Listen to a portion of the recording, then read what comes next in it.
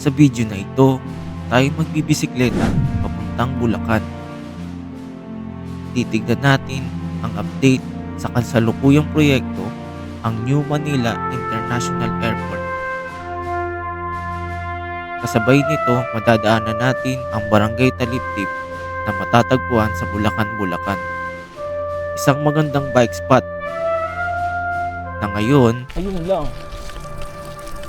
Ito, malalim talaga to. Kakatakot. Balik na lang kaya tayo. Kala ko tapos na dun. Meron pa pala rito.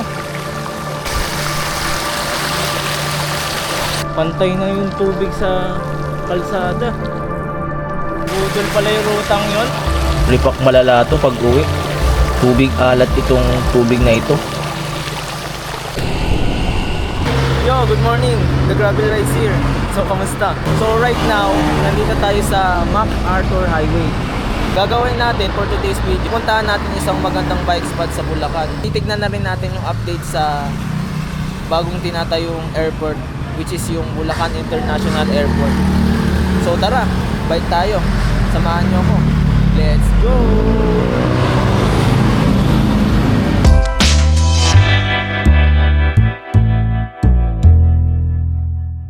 Ang ganda pala ng panahon ngayon, no? Hindi gaanong mainit. 31 degrees lang yung init. Siguro dahil tag-ulan na.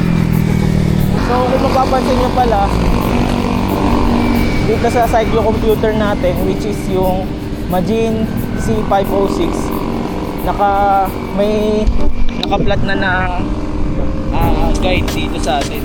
So ginawa ko, pinet ko na siya sa app ng Magin, which is yung One Lap Fit app. Yan. So susundan ko na lang to. Kung gusto nyo malaman tong ruta na to, follow nyo ako sa Strava, Kevin Laneta.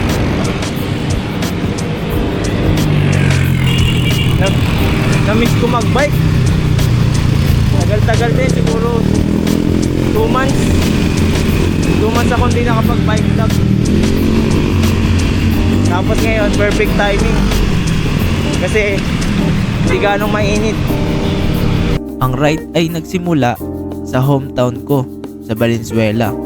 Para makapunta sa Taliptip, Bulacan, binaybay natin ang MacArthur Highway.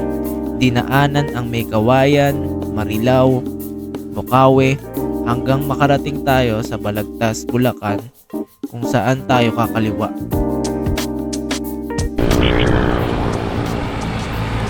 So gagawin natin, dire-diretso lang natin itong kalsada na itong MacArthur Highway.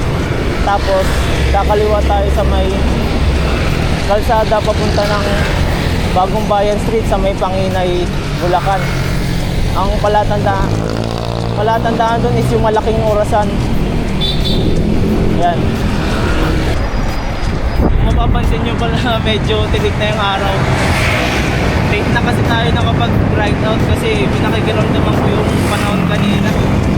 Kala ko kasi uulan eh. Kaya nag-isip-isip muna ako kung magbabike ba ako hindi. Pero nung napansin ko na uminit na, yun, tinuloy na talaga natin yung pagpabike natin.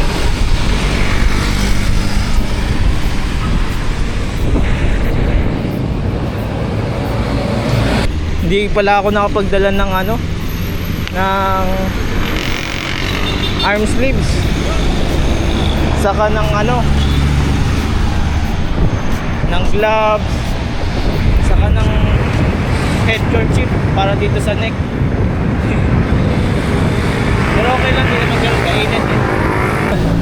Nga pala, masarap na ulit mag-bike ngayon dahil nga sa mga factors na natanggal at na mas na-enhance.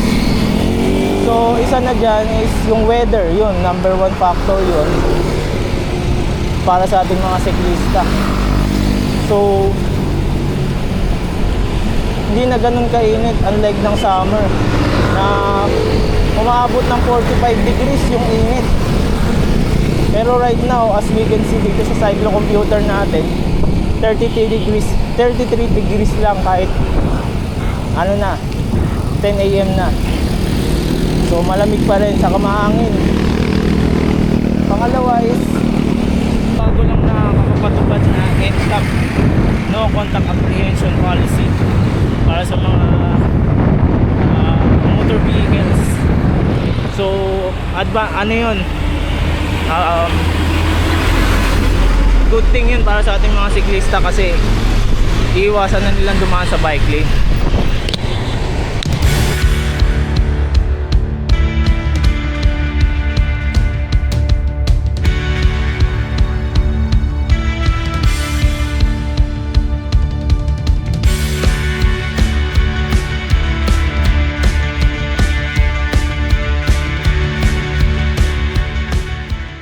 Yun, so approaching dun sa malaking orasan.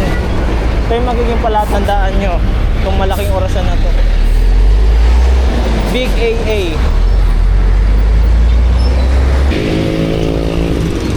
Laki niya, parang Big Ben. So ito yung palengke ng Balagtas, Bulacan nila dito.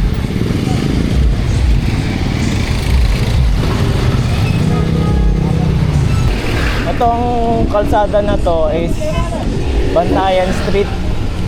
Yan, dire-diretso lang natin to.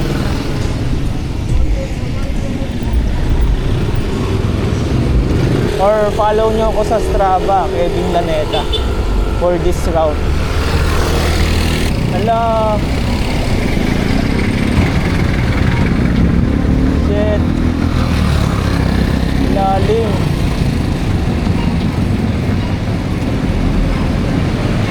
Kaya yan.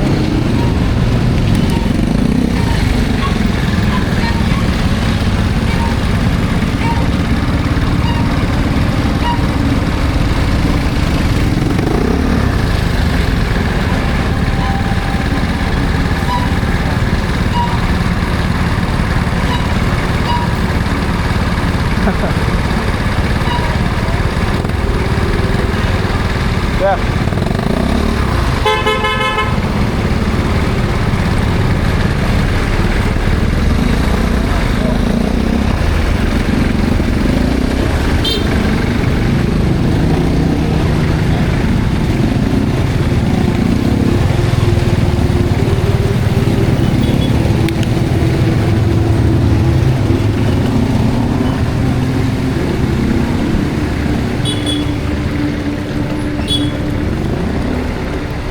Konti na lang.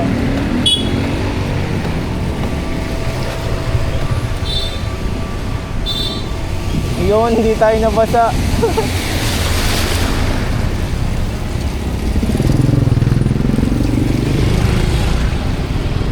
Hindi tayo nabasa.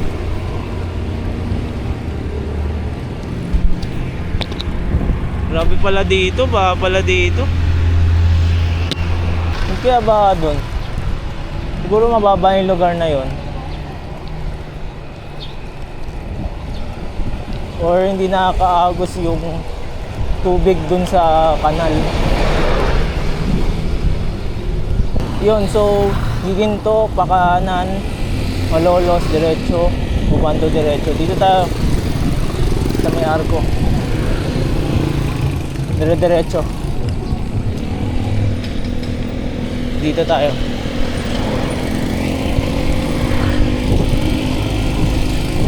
Ganda ng kalsada, ganda ng pagkaka-asphalto. Siguro matagal na tong ganito. Tapos mga light vehicles lang yung dumadaan, kaya hindi nasisira yung daan. Hindi nasisira yung kalsada.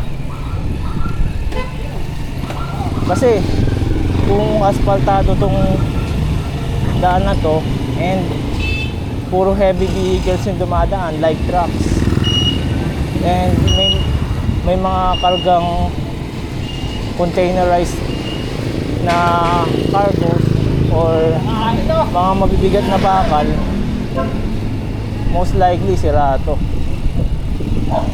And I think hindi rin makakadaan yung mga heavy vehicles dito o yung malalaking truck kasi masisira yung mga kable dito ng kuryente. Ano meron dun? Silipin nga natin.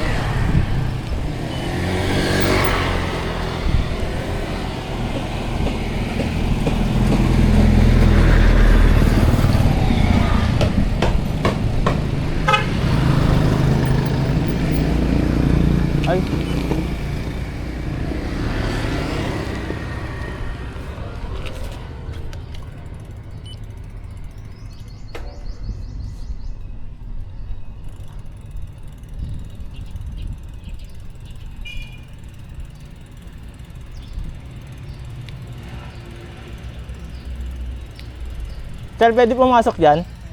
Pwede po po? Dito lang. Ikot lang. Pwede po. May museum dyan sa loob? Pag papasok ng museum, ano po kailangan? Wala naman. Wala naman. Naglalag lang po kayo dito. Ikot lang po ako. Sige po. Thank you. Oh, may museum pala dito.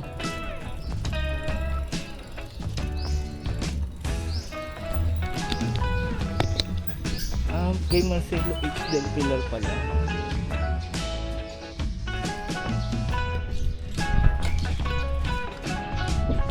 Ang galing.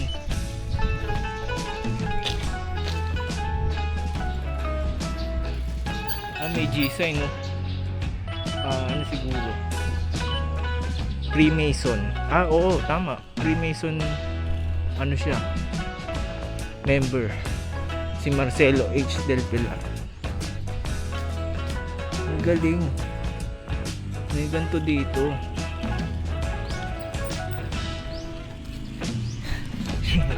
Yun, napaganda pa yung natin.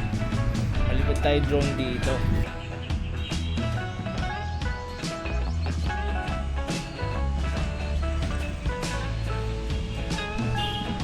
Side trip tayo rito. Tapos paliparan natin ng drone.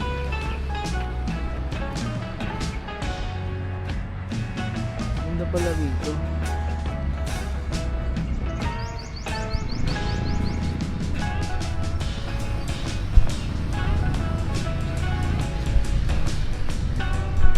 Ay, paalam muna tayo kay Kuya Guard.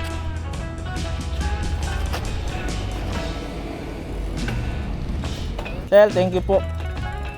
Pwede magpalipad ng drone dito? Sa vlog lang po. Bawal po. Sige, thank you. Sige po. Sayang. Bawal daw magpalipad ng drone dito. Puntahan nyo na lang. Dito sa may... Anong street to?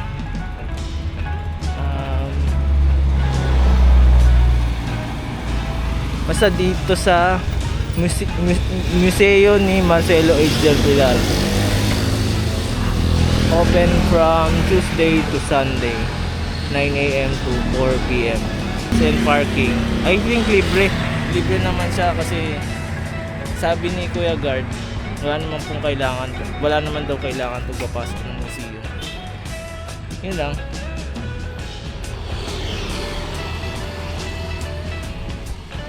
So tuloy na tayo sa journey natin sa may taliptip. Bawal pala magpalipad ng drone dito. Sayang, ang ganda. Ganda sana. Ay, dito nga pala, naalala ko na. Dito pala.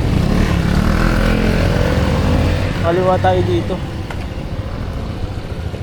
Ayan, kaliwa tayo dito sa may barangay hall ng San Nicolas, Bulacan.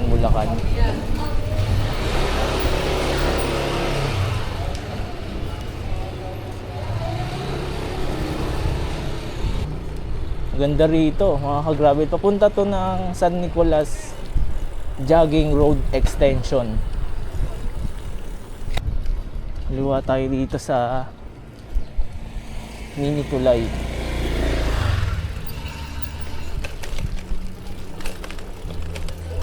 Tapos kanan tayo dito.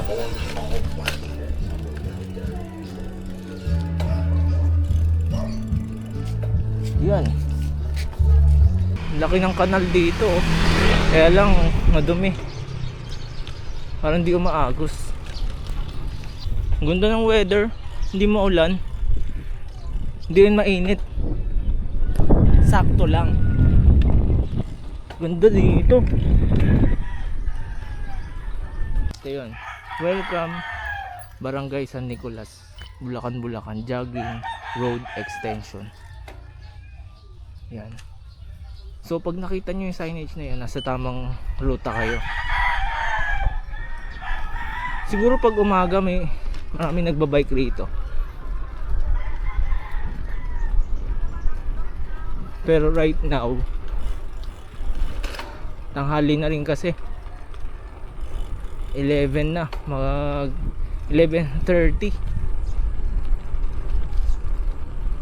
Magla-lunch na rin.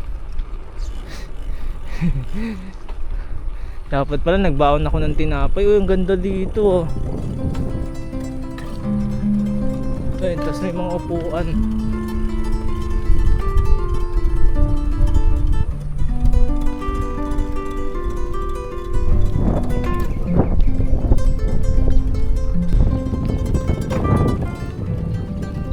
Solong solo. Ay putik. Yun yung sinasabi ko eh. Ang putik dito. Ala.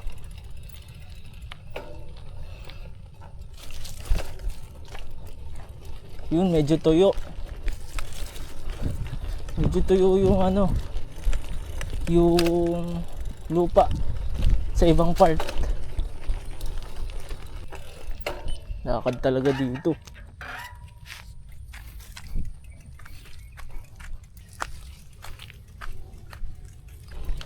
Buti hindi siya ganun kaputik, unlike nung last time na pumunta ako rito. Talagang maputik siya. Yun. Oh, diba? Ganda rito. Ganda itong apuntahan nyo.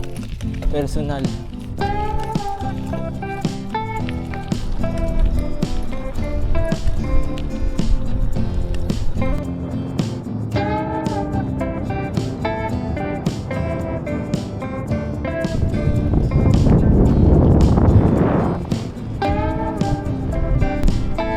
Ayun, may daan pa dun.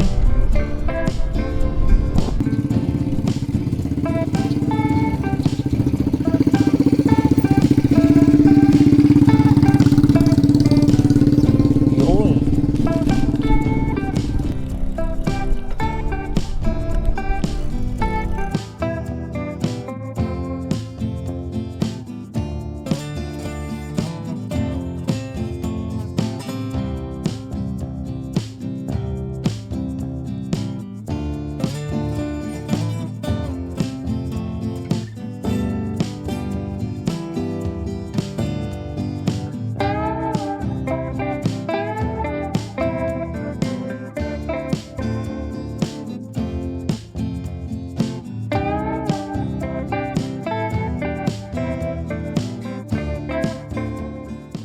Yun, so tapos na tayo magpalipad ng drone. Medyo bilisan natin. Dahil di pa tayo nagla-lunch. Bye bye. Yun lang, maganda dala nyo dito. Gravel bike or mountain bike. Pag road bike, hirap dito. Ito na.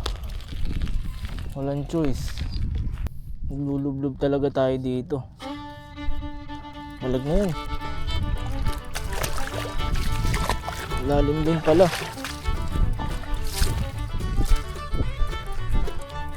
Ano pa isa?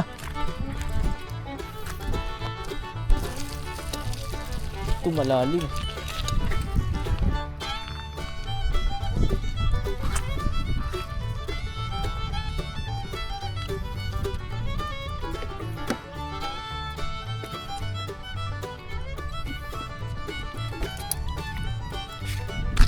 Lalim niya. Ito mga ka-gravel, malalim oh. Dito kayo dumaan.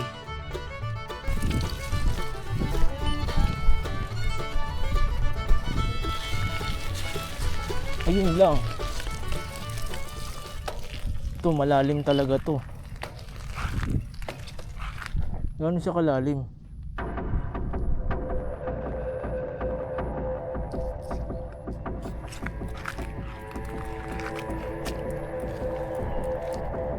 Sa punto na to, pinapauna ko yung bike para in case na may malalim na part, iiwas ako dun. Ang delicates ah.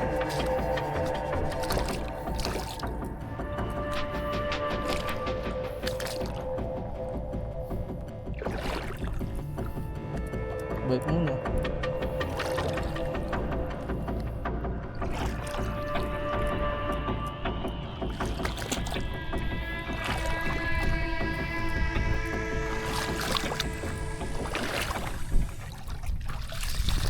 Kung titignan nyo sa Google Maps, noong taong 2022, itong lugar ay isang malawak na palayan. Ngunit ngayon ay tila nagmimistulan na itong palaisdaan, dala ng pagbabago ng panahon, unti-unting pagtaas ng water level or ng sea level, dala ng unti-unting pagkatunaw ng polar ice caps, at ang tinatawag na land subsidence kung saan lumulubog ang lupa.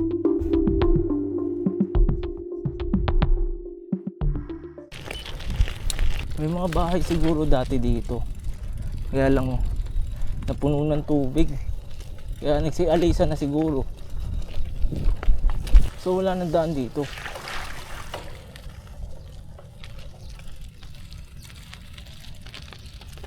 Oo nga.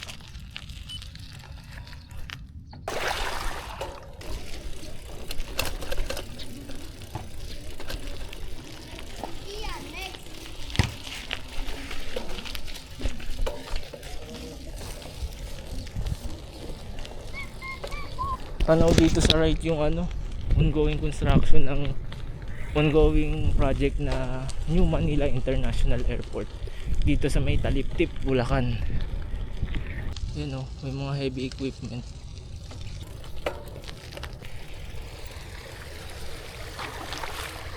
Ito ang New Manila International Airport na matatagpuan sa bayan ng Bulacan, Bulacan.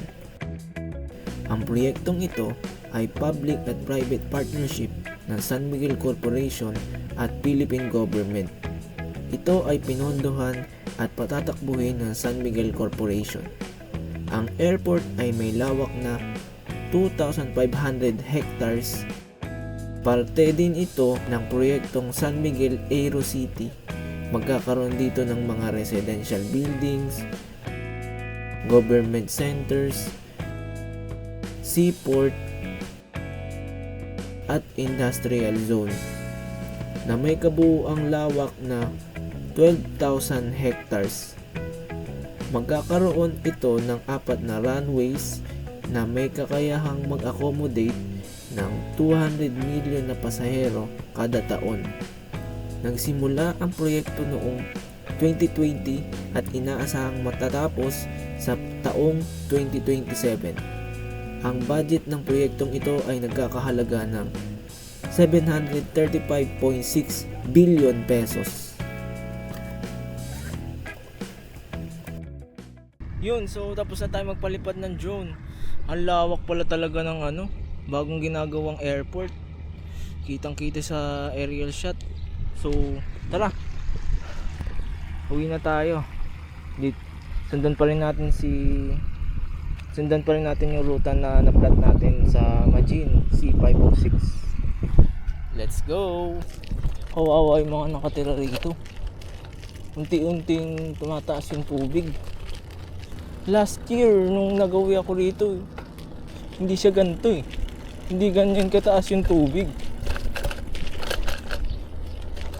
Siguro dito na pumapasok yung tinatawag na land subsidence, yung unti-unting lumulubog yung lupa. Kaya ang tendency, yung tubig umaangat, pumapasok sa mga kalupaan. Siguro hindi magtatagal, hindi na mahirapan ang daanan tong kalsadang to, or yung mga bahay dito is lulubog na sa tubig. Medyo maayos-ayos na yung kalsada.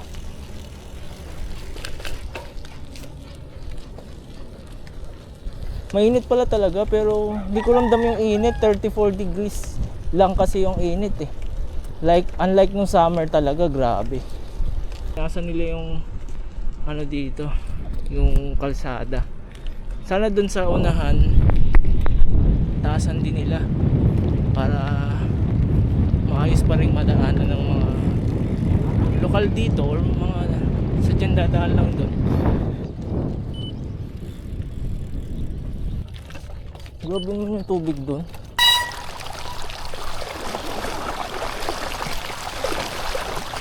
Talagang na yung tubig, pumapasok na yung tubig. Ano mga ka-gravel oh. Hello.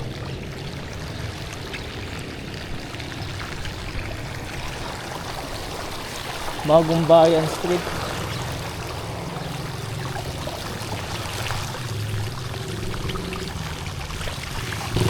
Tubig alat yata ito. Ito yung nakakasira ng ano eh, sprocket eh. Dito, tinasan yung kalsada.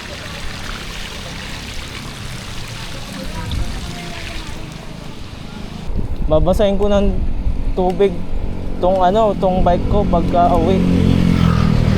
Baka makorode yung mga yung mga metal parts. Kala ko tapos na dun. Meron pa pala rito.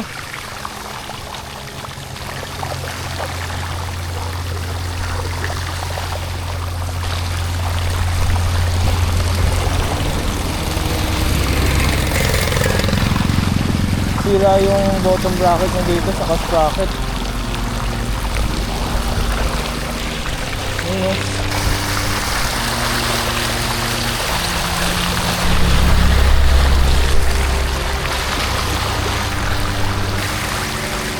Budol pala yung rutang yon. High tide ba ngayon? Pantay na yung tubig sa kalsada. Hindi pala na ituturo ni One Love Fit Up ni Majin yung mga ganito, yung kung may baha or kung may tubig sa dadaanan nyo.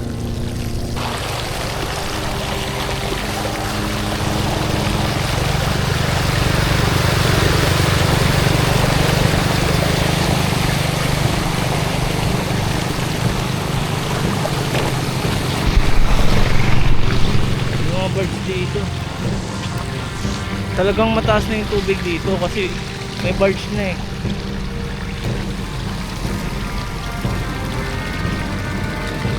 Ayun oh, matataas yung dito, tricycle dito. What a bike experience. Sana dun wala na. Ayun oh, sinasakay nila yung motor nila sa sa parang tricycle na matangkad. Naku, e-bike, wag kang tutuloy dyan.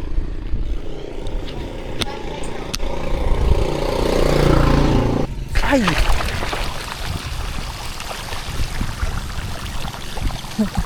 Budol.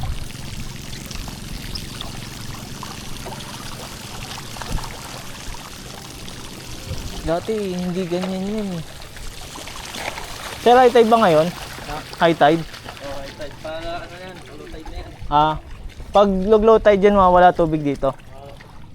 Sige po. Kaya pala. High tide pala ngayon. Kaya mataas yung tubig pupunta sa kalsada. Siguro hindi lang dahil sa high tide ang pagtaas ng tubig rito kung bakit umaabot ang tubig sa kalsada. Way back 2020, nung nagbike kami rito, hindi ganyan kataas yung tubig. Siguro ito yung dulot ng land subsidence o yung paglubog ng lupa at ang pagkatunaw ng yelo sa Antarctica or sa ibang malalamig na part. Kaya ang tendency, tumataas ang sea level. In this case, sa Wawang Pulo tayo dadaan. Dadaanan natin ng Puloong Boardwalk, Tagalog Fishing Village, hanggang sa makarating tayo sa MacArthur Highway. Kung gusto nyo malaman tong ruta na to, follow nyo ako sa Strava para sa mas detalyadong ruta.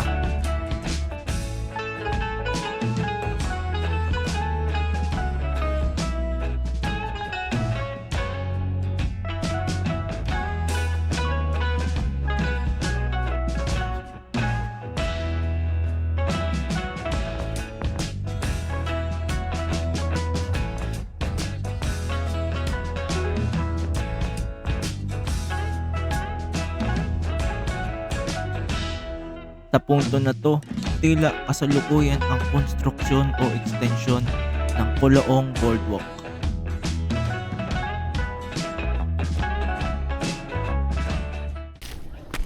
Ay, tapos din. Gagawin nga rin sigurong boardwalk yan. karugtong nito. Dugtong dito. Punta dun. Ay. Thank you.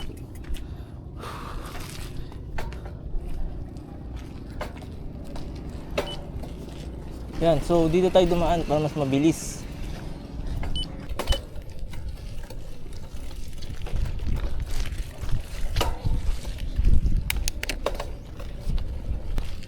Yun. Kalsada na. Dire-diretso na to pa uwi mga ka-gravel.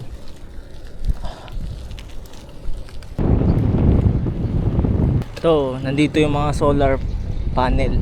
Solar power farm ng Valenzuela.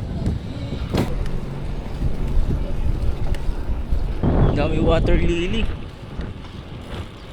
Dito po.